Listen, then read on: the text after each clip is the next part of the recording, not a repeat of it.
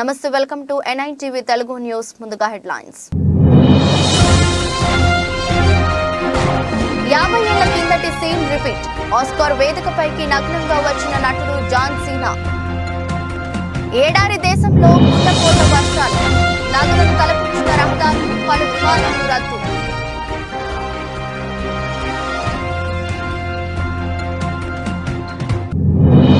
చనిపోయినా సరే పేదల గుండెల్లో బతికి ఉండాలన్నదే నా కోరిక. బాపట్ల సభలో AP CM Jagan emotional speech. CM Jagan Pulivendula పర్యటన. పులివెందులలో వైఎస్ఆర్ మెడికల్ కాలేజీ ఆసుపత్రిని ప్రారంభించిన వైఎస్ జగన్. యాదాద్రి శ్రీ లక్ష్మీ నరసింహస్వామిని దర్శించుకున్న సీఎం రేవంత్ రెడ్డి దంపతులు. స్వామివారికి పట్టు వస్త్రాలు, అమ్మవారికి ముత్యాల తలంబ్రాలు సమర్పించిన సీఎం. ఆస్కార్ వేదికపై మరోసారి మెరిసిన ఆర్ఆర్ఆర్ వీడియో వైరల్.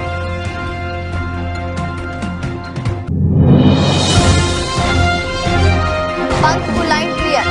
ఆ మ్యాచ్ తోనే ఐపీఎల్ పునరాగమనం.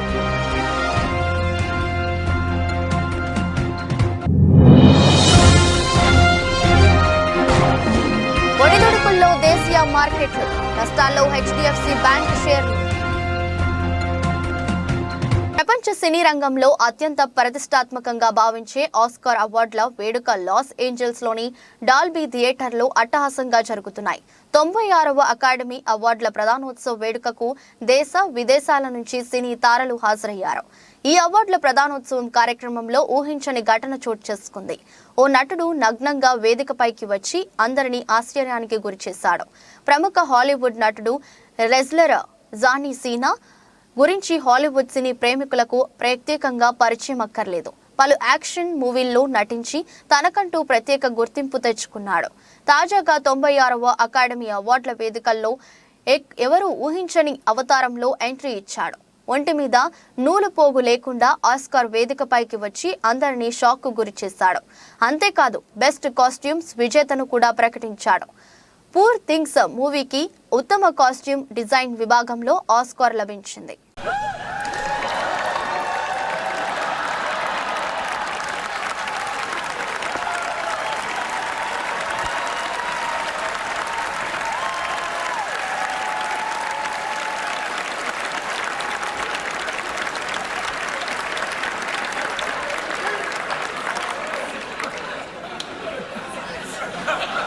Costumes.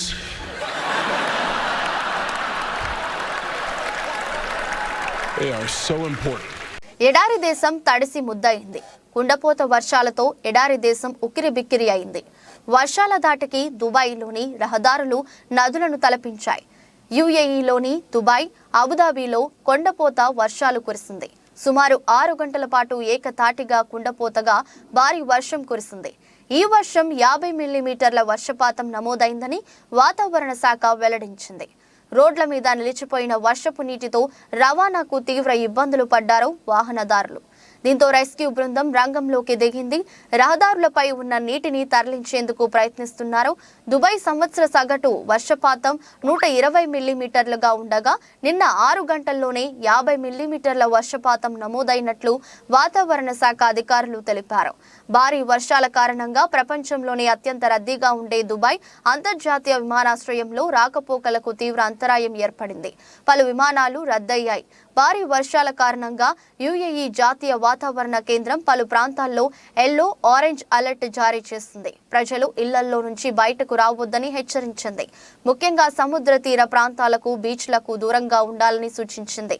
భారీ వర్షాలతో 45 డిగ్రీల ఎండలతో ఉక్కపోతలతో అల్లాడే జనానికి కాస్త ఉపశమనం లభించింది. అటు ఇండోనేషియాలో కూడా కుండపోత వర్షాలు కురుస్తున్నాయి. సుమత్రా ద్వీపంలో కొండ చర్యలు విరిగి పడటం, ఆకస్మిక వరదలు సంభవించడం వల్ల 10 మంది ప్రాణాలు కోల్పోయారు.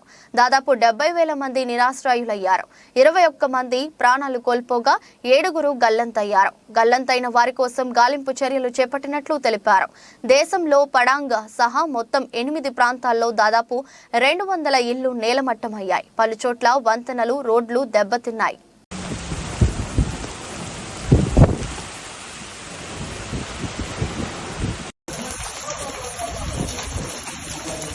ما شاء الله على البرد. يا سلام يا سلام.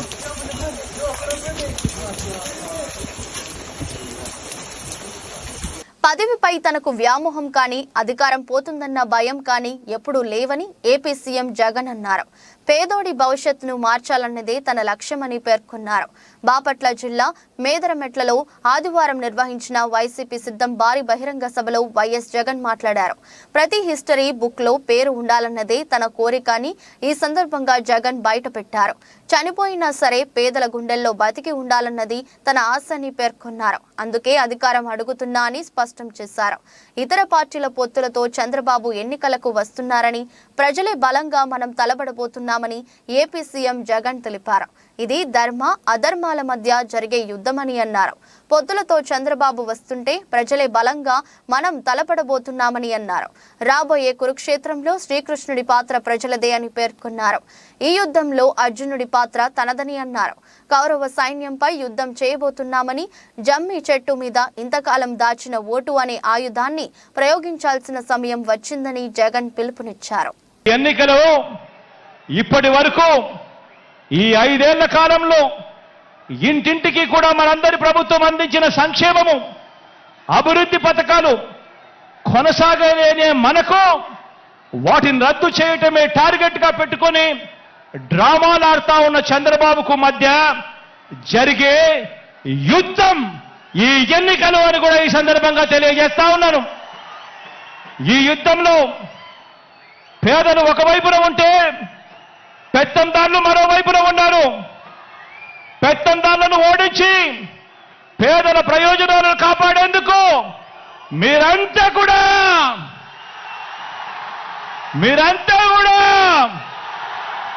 సిద్ధమేనా అని అడుగుతా ఉన్నాను. ఈ యుద్ధం మాట ఇచ్చి నిలబెట్టుకున్న మనకు మాట తప్పడమే అలవాటుగా ఉన్న వారికి మధ్య ఈ యుద్ధం, ఇది విశ్వసనీయతకు వంచనకు మధ్య జరుగుతా ఉన్న యుద్ధం. ఈ యుద్ధంలో వంచకుల్ని, వెన్నుపోటుదారులను ఓడించేందుకు మీరంతా కూడా సిద్ధమేనా అడుగుతా ఉన్నాను. జరగబో దేవుడి దయ, ప్రజలందరి చల్లని దీవెనతో కేవలం 2 నెలల్లోగా మరో 5 ఏళ్లు ప్రజలు మెచ్చిన పాలన అందించేందుకు,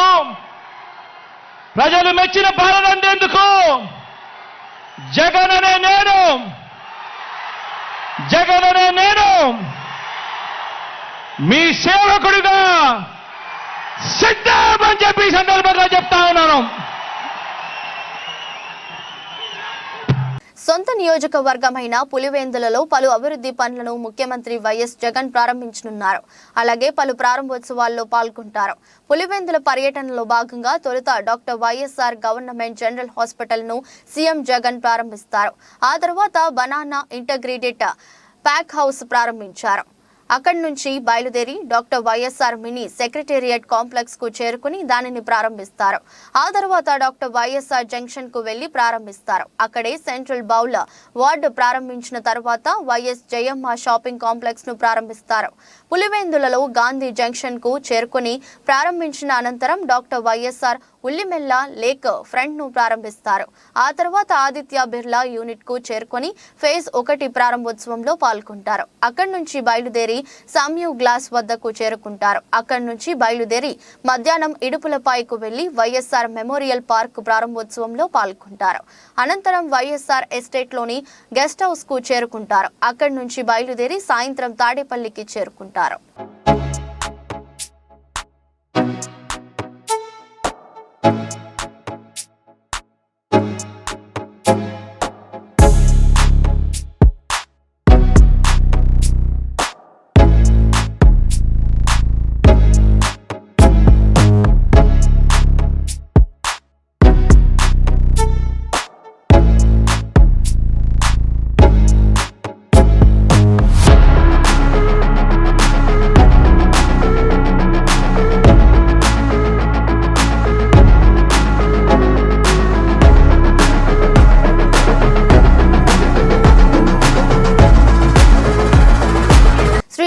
నరసింహస్వామి దేవస్థానం వార్షిక బ్రహ్మోత్సవాల సందర్భంగా యాదాద్రి చేరుకున్న ముఖ్యమంత్రి రేవంత్ రెడ్డి దంపతులకు ఆలయ అర్చకులు పూర్ణ కుంభంతో స్వాగతం పలికారు.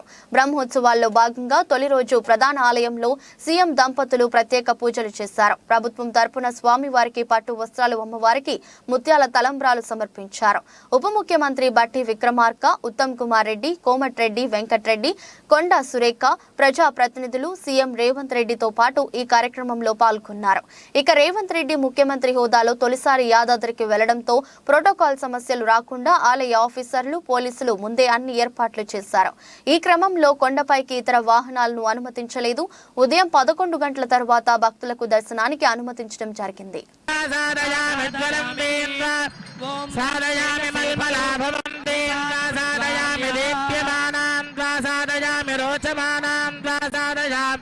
निदस्रां वासादयामि बृहद्योतिरं वासादयामि बोधयं दें वासादयामि जाग्रतीं वासादयामि उद्वेप्यस्वजातवेदो भग्नं निरतिं मम पशुकुष्ठमह्यभावः जीवकण्ठदिशोऽपिशाय दीपराजाय नमः एते गन्धाक्षरपुष्पधूपदीपोत्तरयाभरणाद्यलङ्कारा सर्वोपचाराः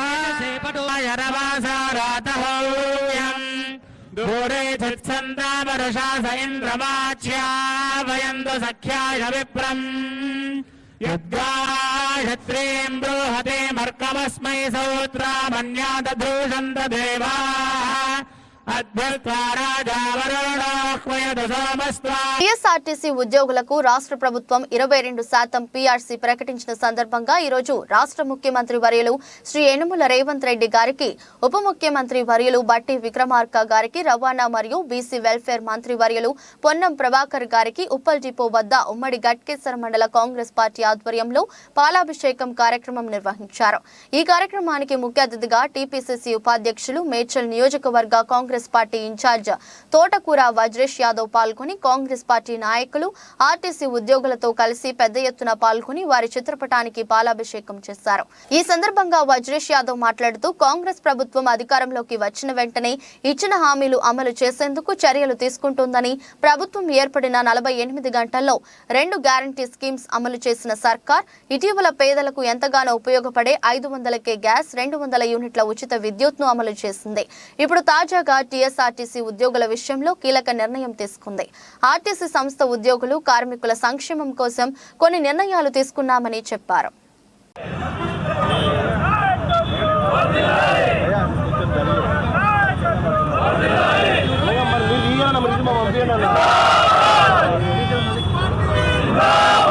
ఎక్కువైతుంది ఈ మధ్యన.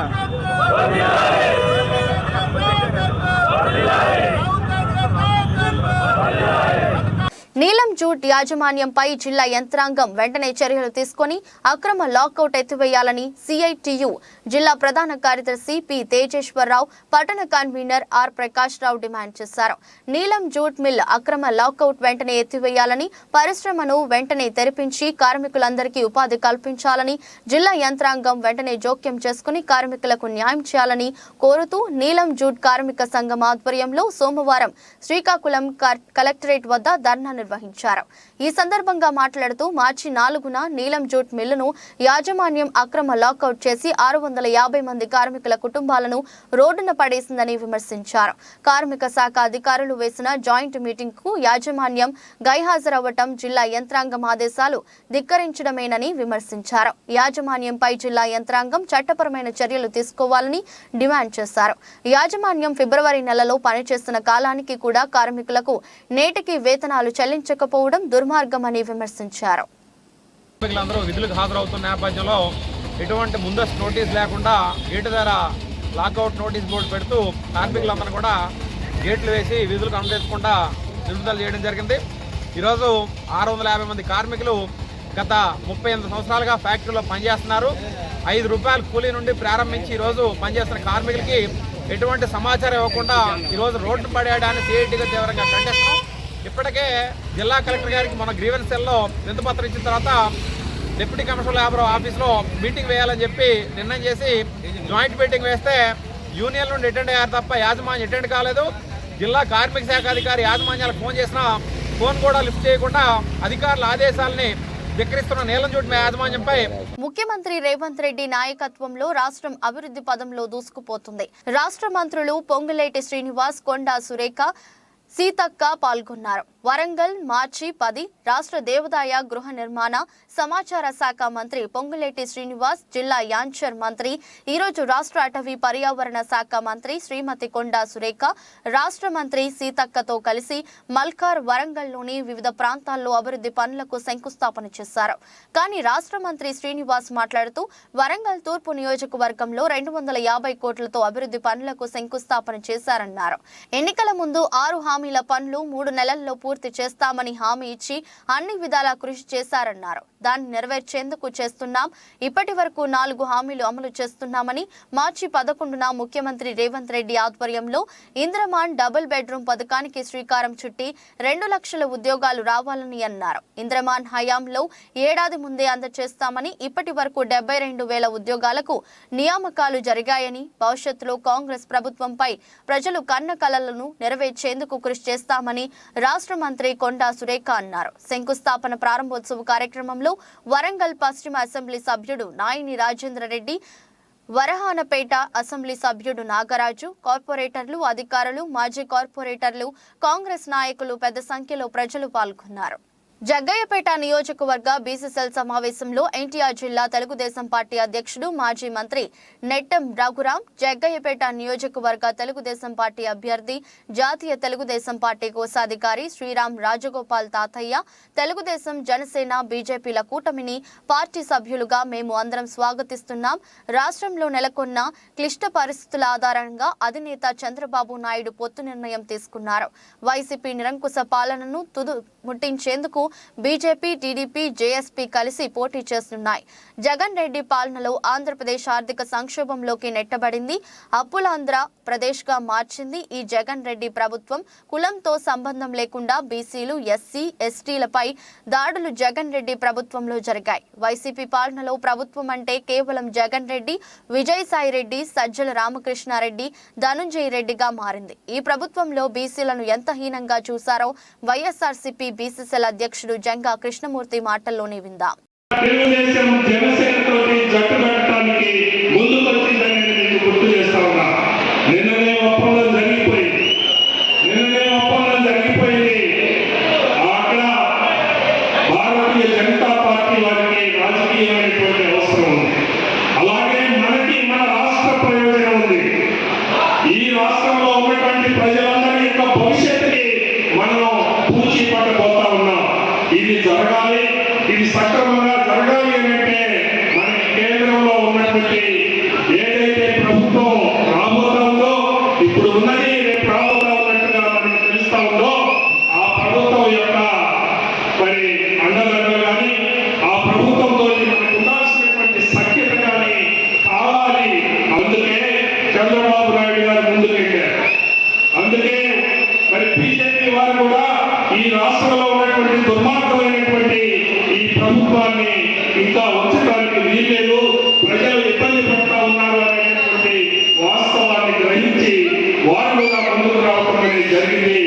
ఆ రకంగా ఈ రోజున ఉపయోగకరంగా వారి యొక్క రాజకీయ అవసరం, మన యొక్క రాష్ట్ర ప్రజలు యొక్క అవసరం, మన రాష్ట్ర ప్రజల భవిష్యత్తు అవసరాన్ని దృష్టిలో పెట్టుకొని ఈ రకంగా తెలుగుదేశం, జనసేనతో పాటుగా ఒక నేషనల్ పార్టీ కూడా మనకి మరి ఈ రోజున పొత్తులోకి వచ్చింది.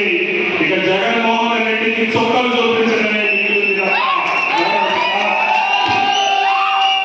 మొత్తం రేపటి ఎన్నికల్లో వన్ సైడే తప్ప మరొక సైడ్ ఉండదు అనేది మనం చూస్తాం, కనపడతా ఉంది. అందుకనే టాలీవుడ్ దర్శక ధీరుడు రాజమౌళి తెరకెక్కించిన సూపర్ హిట్ చిత్రం త్రిబుల్.ఆర్. స్టార్ నటులు జూనియర్ ఎన్టీఆర్, రామ్ చరణ్ ప్రధాన పాత్రలో నటించిన ఈ మూవీ ఎన్నో రికార్డులను తిరగరాసింది. పలు జాతీయ, అంతర్జాతీయ అవార్డులను సొంతం చేసుకుంది. ప్రపంచ సినీ రంగంలో అత్యంత ప్రతిష్టాత్మకంగా భావించే ఆస్కార్ అవార్డును కూడా సొంతం చేసుకుంది. ఈ చిత్రం నుంచి గతేడాది జరిగిన ఈ ప్రతిష్టాత్మక అకాడమీ అవార్డుల వేడుకల్లో ఒరిజినల్ సాంగ్ కేటగిరీలో నాటు నాటు పాటకు ఆస్కార్ వరించిన విషయం తెలిసిందే. తాజాగా ఆస్కార్ వేడుకల్లో మరోసారి ఈ పాట మెరిసింది. లాస్ ఏంజల్స్ లోని డాల్బీ థియేటర్లో 96వ అకాడమీ అవార్డ్స్ ప్రధానోత్సవం అట్టహాసంగా జరుగుతుంది. ఈ వేడుకల్లో RRR దృశ్యాలు కనిపించాయి. బెస్ట్ ఒరిజినల్ సాంగ్ కేటగిరీలో అవార్డును ప్రకటించే సమయంలో తెరపై నాటు నాటు పాటను ప్రదర్శించారు. ఎన్టీఆర్, చరణ్ వేసిన నాటు నాటు హుక్ స్టెప్ విజువల్స్ కనిపించాయి. సాధారణంగా ఏ అవార్డు ఇచ్చినా నామినీల వివరాలతో పాటుగా గతేడాది ఆ కేటగిరీలో అవార్డు పొందిన సినిమా తాలూకు విజువల్స్ ప్లే చేయడం పరిపాటి. అలా నాటు నాటు పాటని మరోసారి ఆస్కార్ వేదికపై చూసుకునే అవకాశం తెలుగు సినీ ప్రియులకు దక్కినట్లయింది.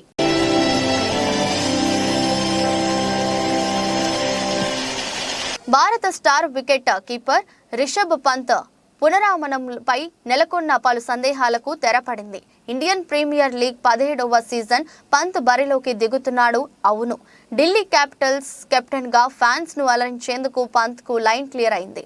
బెంగళూరులోని నేషనల్ క్రికెట్ అకాడమీ NCA వైద్య బృందం ఈ డాషింగ్ బ్యాటర్ కు ఫిట్నెస్ సర్టిఫికేట్ ఇచ్చింది. దాంతో పంత్ రీ ఎంట్రీకి ఉన్న ఏకైక అడ్డంకి కూడా తొలగిపోయింది.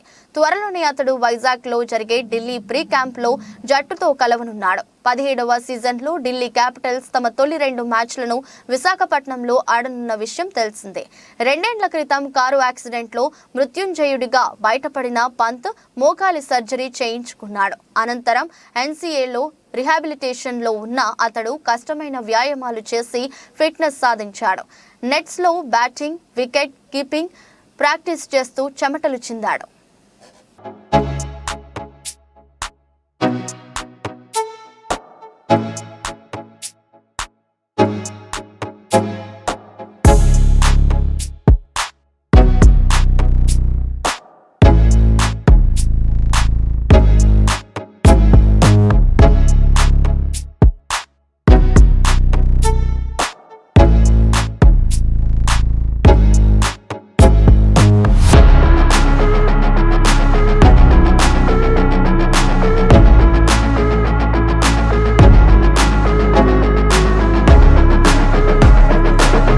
ఉదయం 9:28 సమయంలో బెంచ్ మార్క్ సూచి సెన్సెక్స్ సూచి 59 పాయింట్లు కోల్పోగా నిఫ్టీ సూచి 9 పాయింట్ల స్వల్ప నష్టాలతో ట్రేడింగ్ కొనసాగిస్తున్నాయి.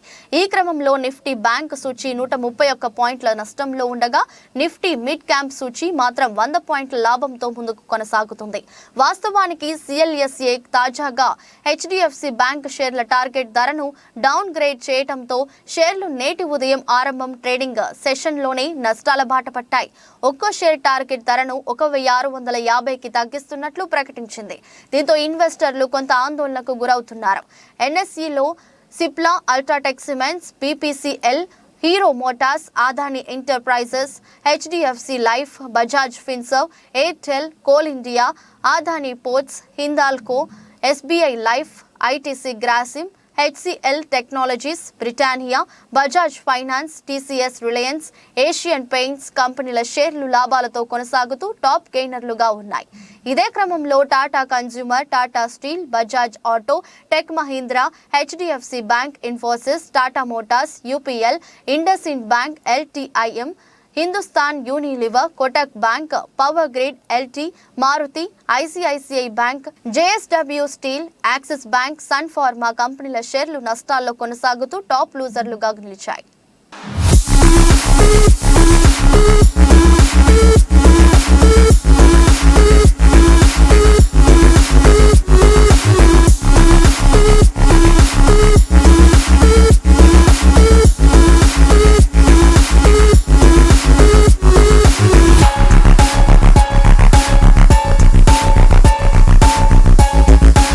వార్తలు ముగించే ముందు మరోసారి హెడ్లైన్స్.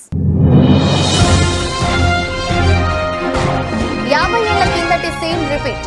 ఆస్కార్ వేదికపైకి నగ్నంగా వచ్చిన నటుడు జాన్ సీనా. ఏడారి దేశంలో కుండపోత వర్షాలు, నదులను తలపించిన రహదారులు, పలు విమానాలు రద్దు.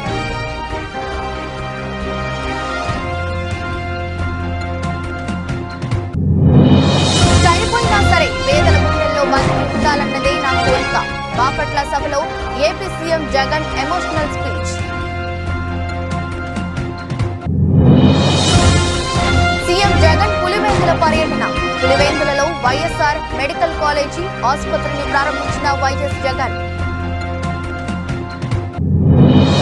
యాదాద్రి శ్రీ లక్ష్మీ నరసింహస్వామిని దర్శించుకున్న సీఎం రేవంత్ రెడ్డి దంపతులు. స్వామివారికి పట్టు వస్త్రాలు, అమ్మవారికి ముత్యాల తలంబరాలు సమర్పించిన సీఎం. ఆస్కార్ వేదికపై మరోసారి మెరిసిన ఆర్ఆర్ఆర్. Video viral.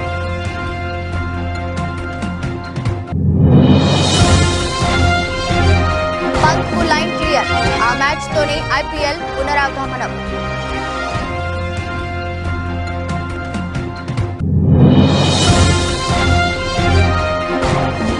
ఒడిదుడుకుల్లో దేశీయ మార్కెట్లు. నష్టాల్లో హెచ్డిఎఫ్సి బ్యాంక్ షేర్లు. ఇది రోజు బులెటిన్. మరో బులెటిన్లో మళ్ళీ కలుద్దాం. అంతవరకు సెలవు. నమస్కారం.